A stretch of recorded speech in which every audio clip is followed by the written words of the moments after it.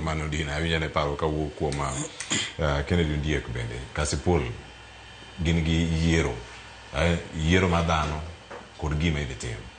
Ang'o ma Kasipul dhi odiochieng' moko ng'ama gidhi yiero to gidhi ang' lande godhiambo ka George Batiang ni kasa bicho otieno ang' wabed kata kiny gokinyi Joyce Oduor ne mon kode. Ang'o manie debe ka magirango? Cleophas an ka biro ga studio ka to dwaro anga mar ponjo jopiny kendo samoro kwero jopiny nya be samoro kwero jotelo. An ng'eyo ni kidachiel ma jo ng'eyo ni ok anega mudha lae ot mamiya ok anyal wacho adier sama adier dwaro mondo wachi. Katiba ma Kenya article 38 oyiene ja Kenya mora mora mar riwore gi chama kata bedo gi riwruok mora mora samora mora modwaro chieng' modwaro nikech Kenya pok wabedo gi that strong ideological stand ma ng'ato nyalo wacho ni I believe in this kaka ibro wacho ni ng'ato believe ni en Democrat for life moro Republican for life kaka America. We don't have that. Mangama nyalo wuondre ni en gi such principle to is a lie.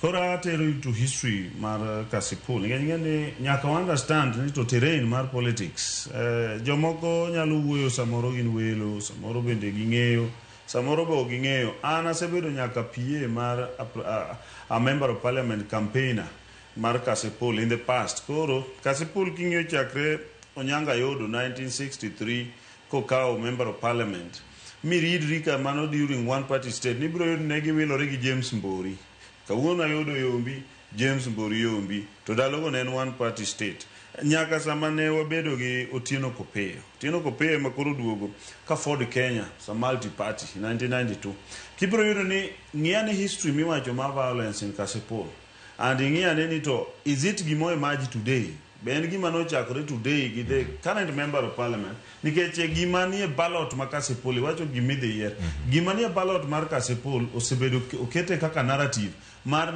ni ng'ane ne nego ji ng'ane ne goji kendo nyaka comes obedo based on ni wan wadwa konyo kik go wan ni joka dhi go and mane gima nie ballot Kasipul kacha today kata obedo ni gidhi yiero ng'ama dhi represent gi kendo ng'ama dhi legislate negi kendo ng'ama dhi oversight negi but the main thing mane ballot kacha ma narrative mano bedo mano ger kacha en ni nek ma Kasipul and en story and en gima ng'ata ma pingo maybe Boyd kata ng'ata ma support Aroko dwa kam ni wach mar nek ma Kasipul and adwa deconstruct gini kaendi mos mondo jo winji mondo me seniors man go to studio but understand it ang'o milaro Kasipul and what is it kumano ai because ngene ko jare ko pio kaw in Ford Kenya in 1992 William Olotula no biro very strongly but kane NDP kech ngene Ford Kenya nen because of Ramogi Odinga but Raila can no resign to no biro gi NDP and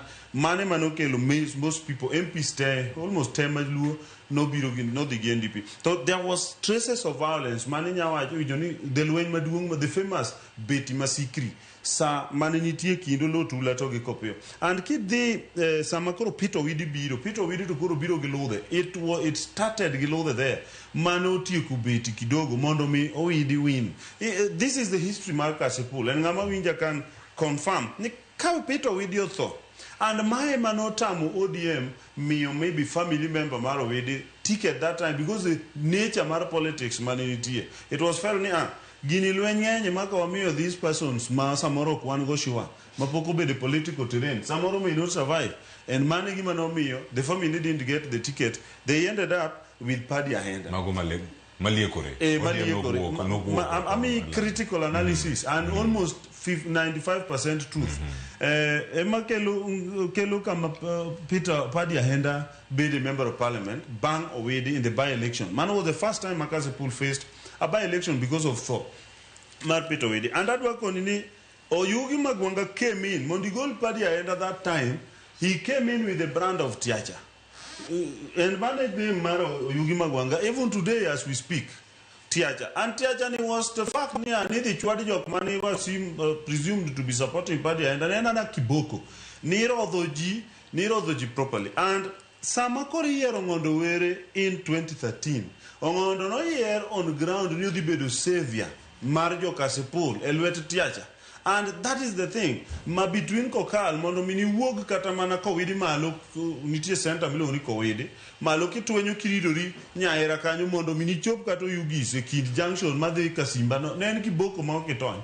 And it was masterminded. He the then member of parliament. And so Ong'ondo was elected on grounds near no news to take no stop that thing. And so violence man has been there for so long. Violence man in Migori between Ochilo and Dalmas that time.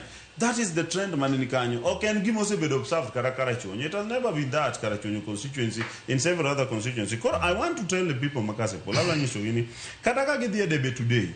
Kik ngato keti nyathi mathin maboyd ni, for example, ni dwa judge issues mane jomoko ni godo gi wuon, because Tiacha, as for example you Magwanga kako wacho has decided not to support Aroko simply because oknoero the fact ni Ong'ondo nogole, and they have never been friends. Ananya paro there was a time mane an Kasipul kamani komea moro makachien. I want to tell you this, Josiah Matongo Noringo, because Lueno Wukindo Yugi Magwanga, Ong'ondo, and God walk must and that was the end. And they have never been friends. Koro, Cake not a judge political position Mararoko and political position Maboyd based on the talk called Gorwok Makasipul and history, Mount Natonyal deny. I advocate to fact Machielo clear near. Kasipul nigi challenges madwaro peace, and again niking'iyo the candidates on the ballot an okanyal decide, okanyal analyze each candidate, but ingeni wang'iyo mana the top runners. Gima duong en ni as Oganda an aduogo kaka jaluo dina ni wan go together kandalo mana wacho UDA and alumane wariwore gi Jaduong' Ambrose ni kanwa tikedo ne William Ruto, and up to today poda support William Ruto and broad-based government. But gima timore niya kaka Oganda biro dwaro mondo wari organize ourselves. Jaduong' Ambrose olero kae ni nitie ji manolorne gi oko e ODM because of some reasons. Koro sani nikech wuonwa nonindo, an atemo lero kamoro niya an nyocha temo go dalana nikech wuonwa ni nyocha neno ka ok manage dalawa ni maber. Koro nadwa go dalana mondo abed gi dalana. But chik maluo ok idhi go dalani ka wuonu otho. So nyaka wari go break matin kaka jok mane dwa go delni gigi, kaka jok mane dwa manyo their own spaces mondo wang'e to fine ma jaduong' otho ni waike mondi, kwasike to wawe igo loki, ka igo loko then wang'e ni to owete mamoko gi manage gigi nang'o mondo wang'e ni to nyalo dalani nyalo ting'o kende. Emomiyo kata Kasipul ne walalo jakom Raila Odinga pod waywage, ne walalo Ong'ondo were pod waywage. I believe ni jo Kasipul ang no dhi debe kachacha tanyisi niya an minena wuoni awuok e by election kanonego wadwa gi bunde. Chieng' mano gik kura siasa to nogo matek ndi, to chieng' mano gike kura mama moro biro ka ywako niya miya uru wadgi Boas mano negicha. Anyisi niya Kasipul biro chope debe to wacho niya miya uru nyathi Ong'ondo mano negicha. And the result mubedo kanyo wadhi wakawe uru with peace to wafocus go uru kaka wagero our future in politics. Kirango